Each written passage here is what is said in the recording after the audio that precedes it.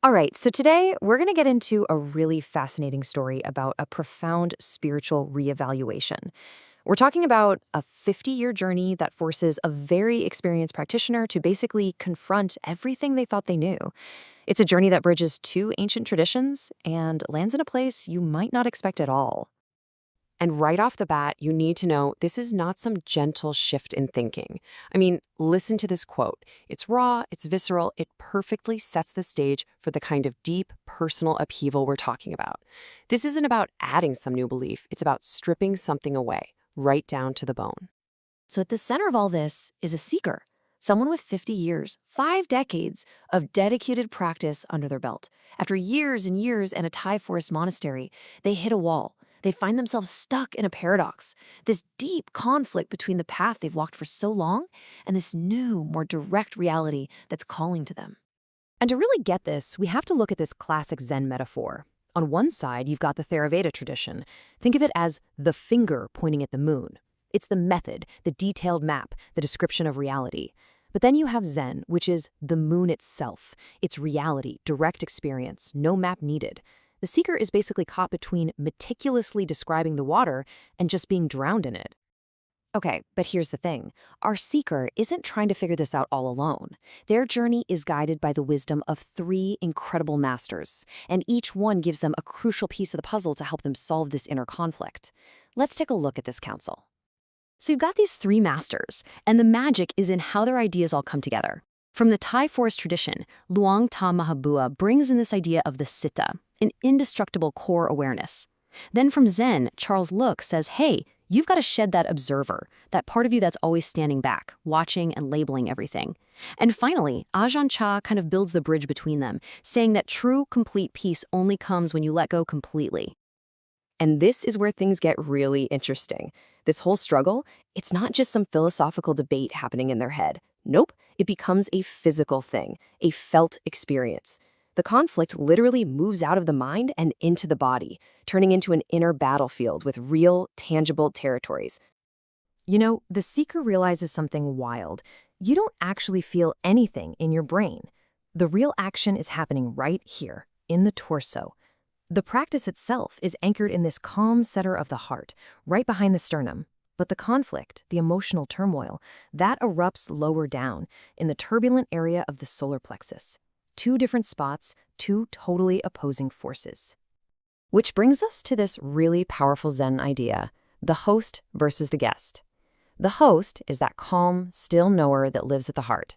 It's always there, always present.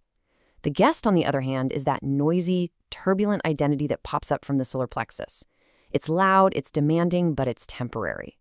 The huge mistake we all make is thinking we are the guest, when we're actually the host, just watching the guest come and go.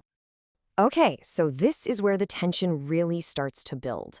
What happens when the guest gets so loud, so completely overwhelming, that the host just seems to vanish? Well, that leads to this moment of profound and what feels like total failure. So let's ask the question head on. The whole point of the practice is to stay aware, to stay with the host, right? But what happens when that wave of fear or anger or whatever it is just completely floods the solar plexus? What happens to the practice in that exact moment? And the answer is, well, it's pretty brutal. There's a blackout. The conscious practice, the Buddha, the knower, it's just gone. It's not that it gets weaker, it actually ceases to exist. The guest has completely taken over the house. And for the practitioner, this feels like an absolute failure. But wait for it, here comes the twist. And it's a real mind bender. Think about it. Who is it that notices the practice was gone? The conflict can't know it's a conflict. The turbulence doesn't know it's turbulence. The only one that can possibly know that the knower was gone is the knower itself. The very act of realizing you failed is proof that you've already returned. Just seeing it is the return. And that realization, that aha moment, changes everything. It leads to the final resolution. See, the goal isn't to fight harder or to find a better technique to stop the blackouts from happening. The goal is to surrender to this profound state of simply not knowing. So, after a whole lifetime of struggling and trying to figure it all out, the seeker lands on this one simple phrase. When conflict bubbles up, don't know. When the practice vanishes, don't know.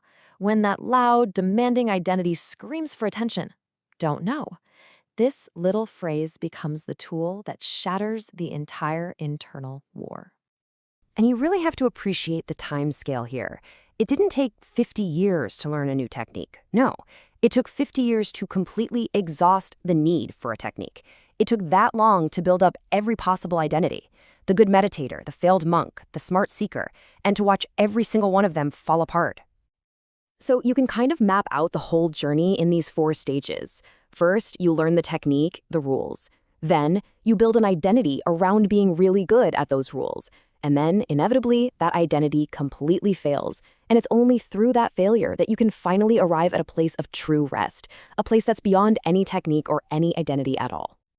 Now, we have to be super clear about something. This don't know isn't ignorance. It's not the empty-headedness of someone who just hasn't learned anything. It's the deep, restful silence of a master who has learned, practiced, failed, and then finally put down the heavy burden of needing to know. It's the mind just resting in its own nature. And that kind of leaves us with one last question to chew on, right? In our own lives, in all our own struggles for certainty and control. What if the ultimate goal isn't actually about finding the perfect answer? What if it's about becoming comfortable enough to finally, truly rest in the question itself?